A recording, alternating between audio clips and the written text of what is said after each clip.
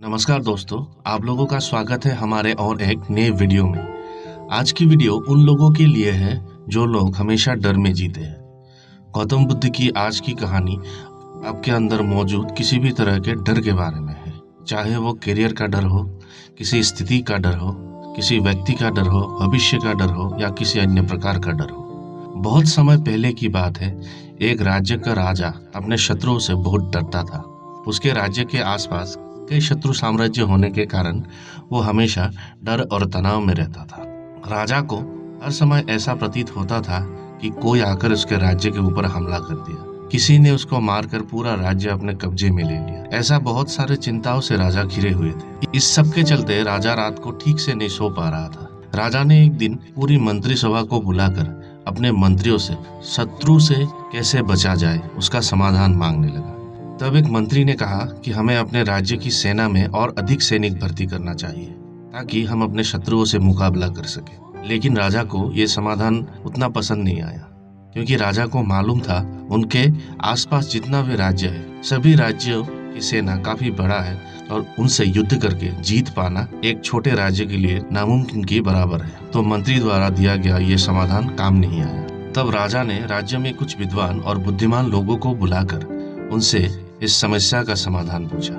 तब एक विद्वान ने उनसे कहा, महाराज एक काम करिए, आप अपने आसपास के सभी राज्यों के राजाओं से मित्रता बनाओ। एक बार जब आप दोस्त बन जाते हैं तो आपको और डरने की जरूरत नहीं होगी, क्योंकि तब आप पर कोई हमला करने नहीं आएंगे। कुछ देर सोचने के बाद राजा ने कहा कि आपका समाधान अच्छा है, लेकिन मुझे डर है कि जब मैं दोस्ती बनाने जाऊंगा तो तब अगर कोई राजा मुझे मार डाले तो। इतनी राज्य के राजाओं से दोस्ती करना जोखिम भरा काम है। लगता है कि यह सही नहीं होगा।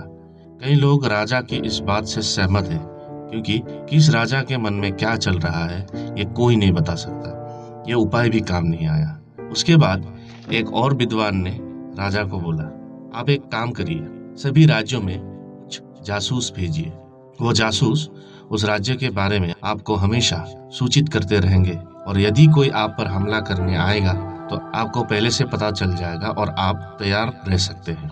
लेकिन राजा को इस विद्वान की सलाह पसंद नहीं आई, क्योंकि राजा को डर था कि अगर कोई जासूस पकड़ा गया तो उस राज्य के राजा क्रोधित हो सकता है और तुरंत हमला कर सकता है। फिर एक विद्वान ने राजा को एक समाधान दिया जो राजा को बहुत पसंद आया। उन्होंने कहा कि देखिए महाराज, हमारा राज्य एक बहुत ही छोटा राज्य है। हम यहाँ कितनी भी सेना खड़ी कर ले, वो कभी भी आसपास के बड़े राज्यों की सेना के बराबर नहीं हो सकती, और बड़े राज्य हमसे दोस्ती करना भी नहीं चाहेंगे। लेकिन क्योंकि हमारा राज्य छोटा है, तो अगर हम पूरे राज्य को बहुत मजबूत लोहे की दीवार से घेर ले तो कोई भी दुश्मन हमारे राज्य में प्रवेश नहीं कर पाएंगे। और राजमहल के चारों ओर ऐसी दीवार बनाइए जिसे कोई तोड़ ना सके, और राजमहल से बाहर निकलने का केवल एक ही रास्ता होगा जो सुरंग से भूमिगत होगा, और इसके बारे में केवल आपको और आपके करीबी लोगों को ही पता चलेगा, जिससे हमारा राज्य और राजमहल दोनों ही शत्रु से सुरक्षित रहेगा। राजा को ये समाधान बहुत पसंद आया।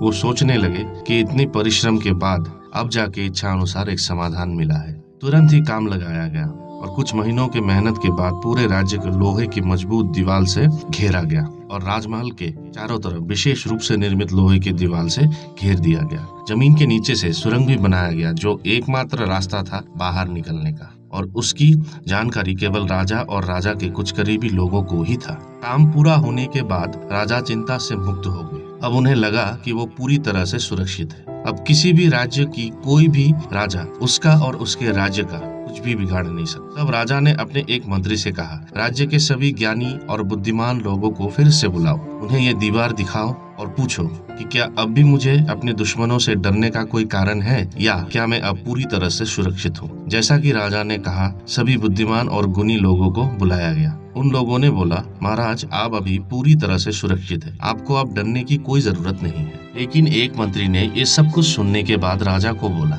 हमारे राज्य के सभी ज्ञानी व्यक्तियों से तो आप सलाह ले चुके हैं, लेकिन अभी भी एक महाज्ञानी विद्वान पुरुष है जिससे सलाह लेना बाकी है। वे हमारे राज्य के नहीं है, लेकिन हमारे राज्य के पास में कुछ दिन के लिए रुके हैं। अगर उनको बुलाकर इसके बारे में जानकारी ले तो पूरा निश्चित हुआ जा सकता है कि हम सुरक्षित है कि नहीं। राजा ने पूछा, वो कौन है? मंत्री ने बोला, गौतम बुद्ध। अगर आप आज्ञा दे तो मैं उनको हमारे राज्य पर आने के लिए निमंत्रण दे सकता हूँ। फिर गौतम बुद्ध को निमंत्रण दिया गया और गौतम बुद्ध उस राज्य में उपस्थित हुए। और राजा ने गौतम बुद्ध से बोला, हे बुद्ध, मेरे राज्य चारों ओर से दुश्मनों से घिरा हुआ है और मैं हमेशा ही शत्रु भय से जीता था। इसीलिए मैंने पूरे राज्य और राजमहल के चारों ओर एक सुरक्षा कवच लगाया है। बुद्ध ने पूछा, कैसा सुरक्षा कवच?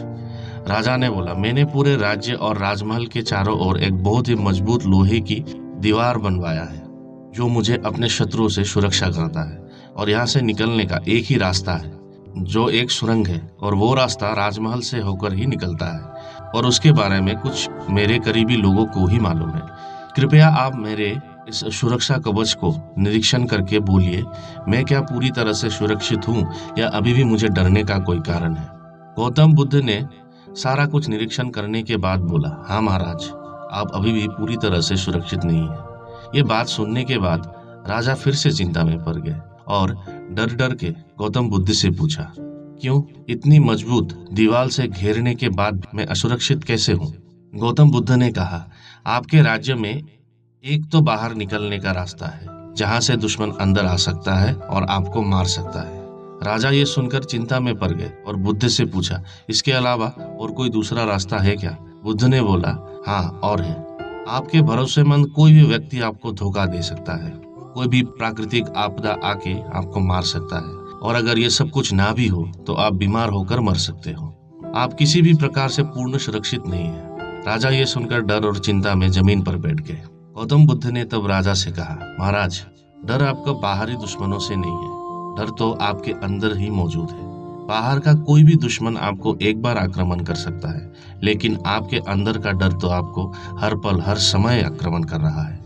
भविष्य में क्या होगा, इस डर से आप अपने वर्तमान को जीना ही भूल गए हैं। आप अपने राज्य या राजमहल को तो मजबूत दीवार से घेर कर बाहर की शत्रुओं से खुद को सुरक्षा दे सकते हैं, लेकिन जो डर आपके अंदर मौजूद है वो आज नहीं तो कल, इस प्रकार नहीं तो उस प्रकार से आपको फिर से चिंता में डाल देंगे।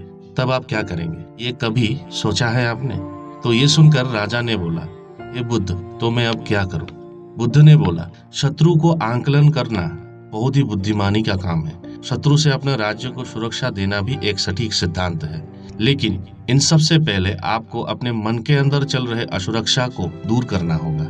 आपके मन के अंदर जो डर नामक दुश्मन ने घर बनाया हुआ है, पहले उसे तोड़कर बाहर फेंकिए।